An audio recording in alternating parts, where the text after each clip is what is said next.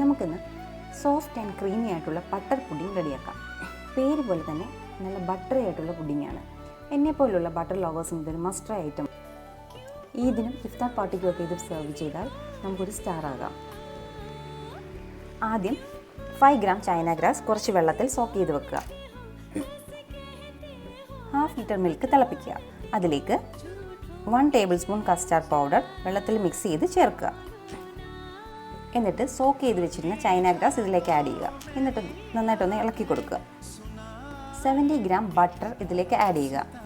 1/2 cup sugar, 1/2 cup milk made, 1/2 cup fresh cream, 1 teaspoon vanilla essence. എന്നിട്ട് ഒരു 4 slices of ബ്രെഡും add ചെയ്യുന്നുണ്ട്. ബ്രെഡിന് പകരം ഡൈജസ്റ്റീവ് ബിസ്ക്കറ്റ്സും വേണമെങ്കിൽ ആഡ് ചെയ്യാം. എന്നിട്ട് ഇതെല്ലാം കൂടി നന്നായിട്ട് മിക്സ് ചെയ്യുക. എന്നിട്ട് ഫ്ലെയിം ഓഫ് ചെയ്തതിന് ശേഷം നന്നായിട്ട് മിക്സ് ചെയ്തിട്ട് ഒന്ന് വാം ആകാൻ വെക്കുക. കുറച്ച് തണുത്തതിന് ശേഷം ഒരു മിക്സിയുടെ ജാറിലേക്ക് ഇട്ട് നന്നായിട്ട് ബ്ലെൻഡ് ചെയ്തെടുക്കുക.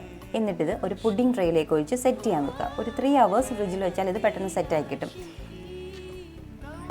ഇതിലേക്ക് നിങ്ങൾക്ക് ആവശ്യമുള്ള നട്ട്സ് വെച്ച് ഡെക്കറേറ്റ് ചെയ്യാം. ഇത് നട്ട്സ് ഒന്നും ഇല്ലാതെ വെറുതെ കഴിക്കാനാണ് എനിക്കിഷ്ടം. നല്ല ടേസ്റ്റാണ്. നല്ല ക്രീമി ആയിട്ടുള്ള സ്മൂത്ത് ആയിട്ടുള്ള ഒരു പുഡിംഗാണിത്. എല്ലാവരും ട്രൈ ചെയ്ത് നോക്കൂ. Thank you.